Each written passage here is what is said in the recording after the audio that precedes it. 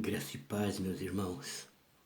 É um privilégio poder estar aqui para transmitir ao coração dos irmãos um pouquinho sobre a palavra de Deus.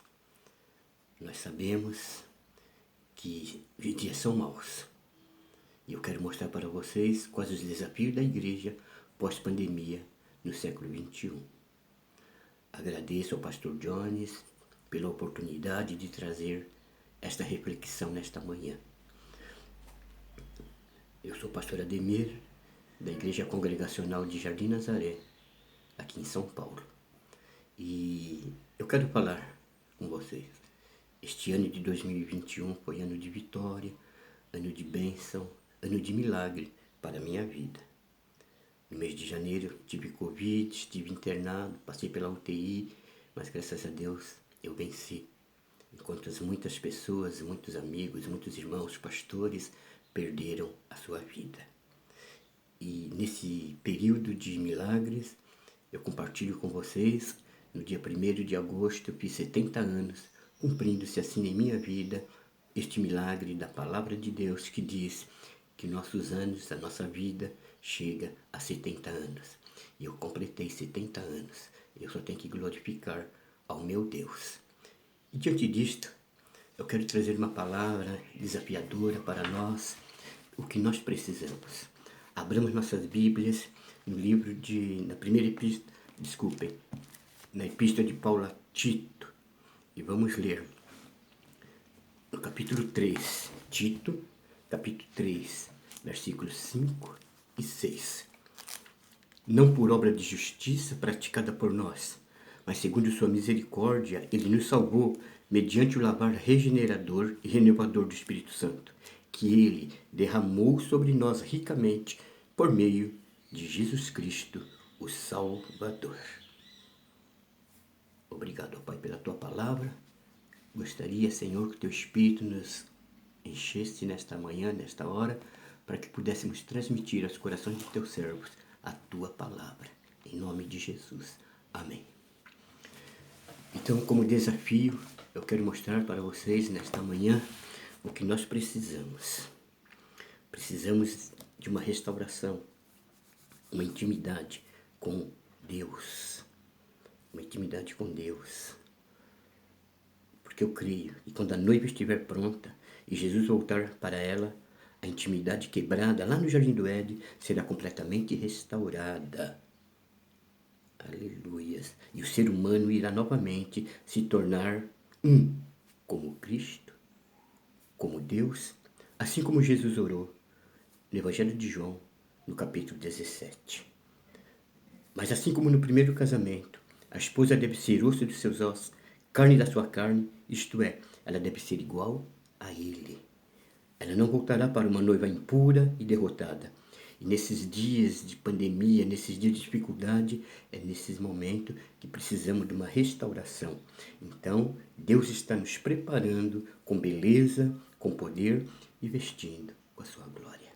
Então, meus irmãos, o que eu quero mostrar nesta manhã, o Espírito Santo é o agente da restauração. Conforme a gente lê lá no profeta Joel, no capítulo 12, 28 ao 29, a gente mostra para vocês nesta manhã que a obra de restauração de Deus é uma obra do Espírito Santo, dentro e através das vidas daqueles que creram em Jesus e nasceram de novo do Espírito de Deus. O profeta Joel prediz que um dia em que Deus derramaria o seu Espírito sobre toda a carne. Assim, o seu poder seria compartilhado com todo o seu povo e não limitado a um indivíduo escolhido.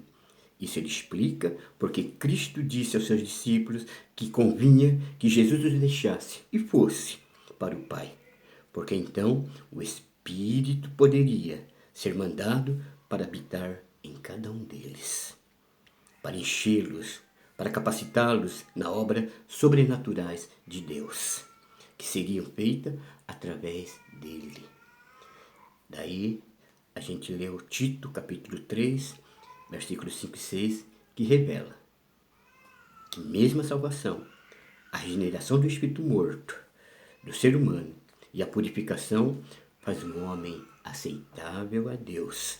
É obra do Espírito Santo. Então, a gente analisa Atos, capítulo 1, versículo 8. Jesus diz aos discípulos que não, para não fazerem coisa alguma, até que do alto o Espírito Santo venha.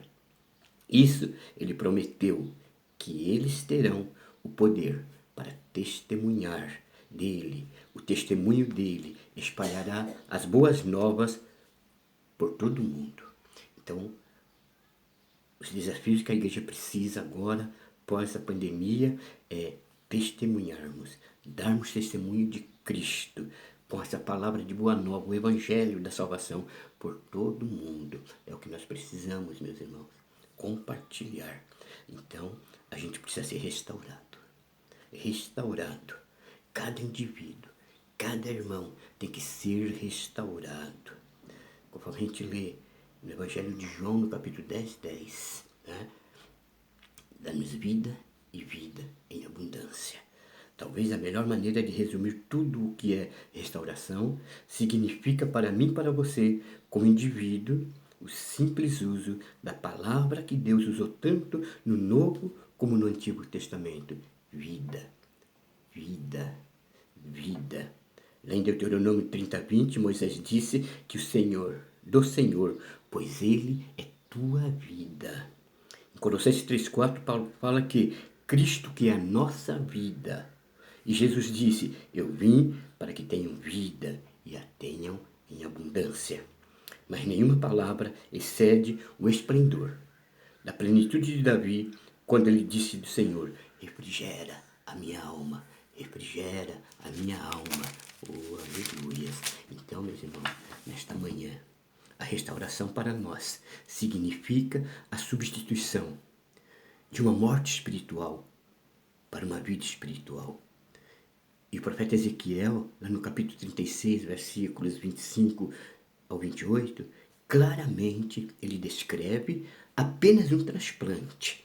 Mas não somente nós recebemos um novo tipo e qualidade de vida, como nós também crescemos nela. Em muitos versículos nós vemos tal processo de crescimento como uma obra do Espírito Santo. Através do seu Espírito Santo, Deus continua a nos aperfeiçoar a obra que Ele começou em nós na salvação. Então, era esta a minha palavra. Precisamos, então, de restauração. O desafio da igreja pós-pandemia no século XXI, restauração. E tudo isso através do Espírito Santo. Através da completa operação dos dons, dos ministérios que Deus estabelece e agindo no amor que é essencial à sua natureza. A sua natureza. Então, meus irmãos, eu creio que a igreja irá alcançar um grau de maturidade e união que pode ser medida somente em termos na medida da estatura de Cristo. Da estatura de Cristo. À medida que a igreja se torna uma casa espiritual, habitada por um santo sacerdócio que oferece sacrifícios espirituais, agradáveis a Deus, por meio de Jesus Cristo. Todos os homens serão atraídos para ele. O mundo irá, por fim, ver a glória de Deus através dessa igreja restaurada. Que Deus possa nos abençoar e nos dar vitória. Que esta unção seja permanente em cada um de nós. Continuamos a orar, a declarar estas bênçãos que há somente em Jesus Cristo. Que Deus possa nos abençoar e continuamos orando, buscando e sendo cheios do Teu Espírito, que é uma ordem, enchei-vos do Espírito. E assim seremos restaurados, transformados para o louvor e para a glória do nosso Deus. Que Deus nos abençoe. Amém.